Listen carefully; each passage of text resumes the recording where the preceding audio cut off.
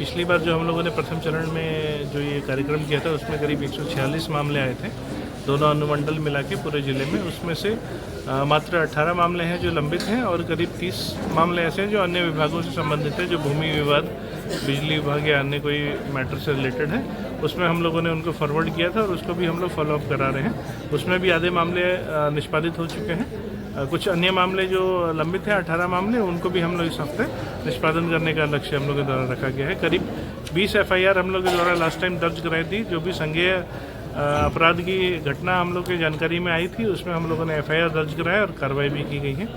उसी क्रम में कुछ लोग भी आए थे जिनको अनुसंधान के बारे में जानकारी नहीं मिल पा रही थी, तो उसमें जो अनुसंधान के बारे में भी उनको जानकारी हम लोग के द्वारा दी गई है और जो अभियुक्त हैं जिसमें गिरफ्तारी का आदेश भी दिया गया, उस बारे में भी उनको केस डायरी वगैरह हम लोग अपडेट करके उनको अवगत करा दिया गया है। क्या लग रहा है ऐसे कार्यक्रम लोगों के लिए, आम लोगों के लिए कितने सफल होंगे? जैसे कि देखा जा रहा है कि 150 से अधिक मामले आए थे और ये बात कहीं ना कहीं इस बारे में भी इंगित करता है कि अभी भी कुछ लोगों में झिझक है, जो लोकल थाना में जाने में लोग झिझक करते हैं, वरीय पदाधिकारियों से मिलने में झिझक करते हैं।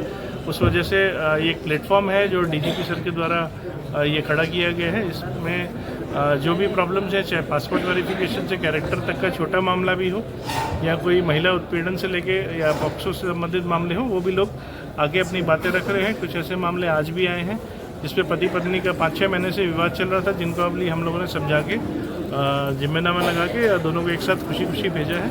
और अन्य मामले ऐसे हैं, आने वाले समय में जैसे जैसे हम लोग काम करते जाएंगे और हम लोग की सफलता उसी बात पर निर्भर करेगी कि आने वाले समय में कितने आवेदन पड़ते हैं। जैसे जैसे लोगों में विश्वास होगा कि वे लोग जो आवेदन दे रहे हैं, सेंट्रलाइज्ड मेरी जो पावती है, रसीद है, कागज़ मेरा जो दिया जा रहा है उसकी फॉलोअप हो रहा है और वो लोग भी पता कर सकते हैं और उनका जो दिया हुआ पेपर है वो कहीं इधर उधर फेंका नहीं रहा है। तो जैसे भरोसा हम लोग जीते जाएंगे, मुझे उम्मीद है कि आने वाले समय में लोगों की भी संख्या और बढ़ती जाएगी और ज़्यादा से ज़्यादा हम लोग जल्दी से जल्दी लोगों का निपटारा हम लोग इसमें कर सकते हैं। 0 FIR क्या है सर, इसके विषय में थोड़ा सा 0 FIR है यदि अगर घटनास्थल आपके यहाँ नहीं है और ऐसी कोई सूचना आपके थाने में प्राप्त होती है कि कहीं वादी आपके यहाँ पे पहुँच जाता है या पीड़ित आपके यहाँ पहुँच जाता है, तो उसका आप FIR दर्ज करके संबंधित थाने में 0 FIR दर्ज करके भेज सकते हैं। कई बार लोग उदाहरणतः जैसे कई लोग ट्रैवल कर रहे होते हैं, कहीं घटना हो गई है, परंतु दूसरे थाने में आके वो अपना रिपोर्ट दर्ज कराते हैं तो 0 FIR करके भेजा जाता है उसमें। नया कानून जो लागू हुआ है सर, इसके विषय में क्या चर्चा किया जा रहा है? इसमें हम लोग के द्वारा वर्कशॉप भी कराई गई है। नया कानून लागू हो गया है, BNS वगैरह, और जो साक्ष्य संकलन करने के लिए भी ई-साक्ष्य ऐप भी हम लोग के द्वारा डाउनलोड किया गया, उसको भी हम लोग इस्तेमाल कर रहे हैं और सभी पदाधिकारियों की ट्रेनिंग भी हम लोगों ने करा दी गई है। और जो अनुसंधान के लिए जो चीज़ें आवश्यक हैं, जो एविडेंस कलेक्शन के लिए जो चीज़ें आवश्यक है, उस बारे में भी ट्रेनिंग दी गई है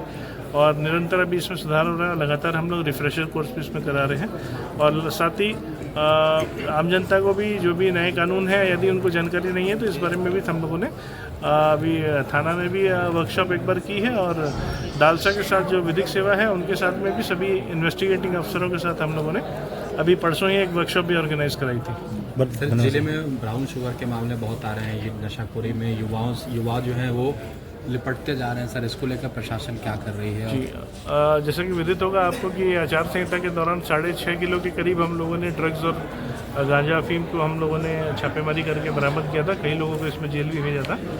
अभी हम लोग उसमें वापस से अभी इसमें और सूचना संकलन कर रहे हैं और कार्रवाई करेंगे। साथ ही जैसे आपने बोला कि स्कूल के बच्चों और कॉलेज में जो जा रहे हैं उनमें भी ये लत बढ़ने की बहुत तीव्र संभावना है और लोग ग्रसित हो रहे हैं। इसमें भी मैं आपके माध्यम से अपील करना चाहूँगा कि किसी प्रकार की गुमटी पे अगर कोई गांजा अफीम या कुछ भी ऐसा मिल रहा है मादक पदार्थ, उसकी जानकारी पुलिस के साथ साझा करें। जन शिकायत में जो व्हाट्सएप नंबर दिया है, जो मेल ID दिया है, उस पर वो सीधा आप SP गोड्डा के व्हाट्सएप पे आप भेज सकते हैं। उसमें हम लोगों द्वारा अविलंब कार्रवाई की जाएगी और किसी प्रकार से आपकी पहचान को गोपनीय रखा जाएगा। किसी भी स्थिति में ये पता नहीं पड़ेगा कि किसने ये सूचना दी है। ये जन शिकायत वाला नंबर है, ये पूर्णतः गोपनीय रखा जाता है। ट्रैफिक को लेकर के समस्या हो रही है सर, जिले में लगातार बढ़ती जा रही है, इसको लेकर के क्या कुछ तैयारी है? बिल्कुल, ट्रैफिक को लेकर हम लोग अभी 2 चीज़ें हम लोगों ने किया है। पहला तो सभी स्कूल्स के साथ हम लोगों ने मीटिंग की है, साथ ही में उसमें हम लोगों ने निर्देशित किया है जो भी माता पिता हैं वो अपने बच्चों को स्कूल छोड़ने आते हैं या स्कूल से लेने आते हैं। प्रथम चरण में हम लोग स्कूल टारगेट कर रहे हैं। 4 साल से ऊपर के सभी बच्चों को हेलमेट लगाना अनिवार्य है MV एक्ट के तहत, परंतु देखा जा रहा है कि एक तो माता पिता बच्चों को हेलमेट नहीं लगाते हैं, दूसरा ट्रिपल राइडिंग भी करा रहे हैं, वो अपने साथ में बच्चे की भी जान खतरे में डाल रहे हैं। प्रथम चरण में हमने टाउन के 20 स्कूलों के साथ में मीटिंग की है।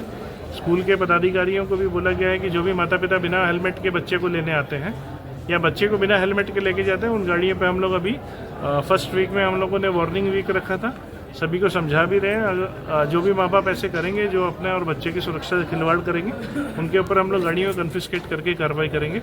और इसके बाद दूसरे चरण में अन्य थाना क्षेत्र में जो ग्रामीण क्षेत्रों में भी स्कूल्स हैं, वहाँ पे भी हम लोग ये लागू करेंगे। और साथ ही हम लोग जो यातायात में जो 2-3 मुख्य मार्ग हैं जो जाम हो रहे हैं, उसके बारे में उपायुक्त महोदय के साथ में हम लोगों ने ट्रैफिक प्लान भी एक बनाया है, उस पर भी चर्चा चल रही है। जल्दी वो भी लागू हो जाएगा, जो आपको अभी धरातल पे दिखाई देगा।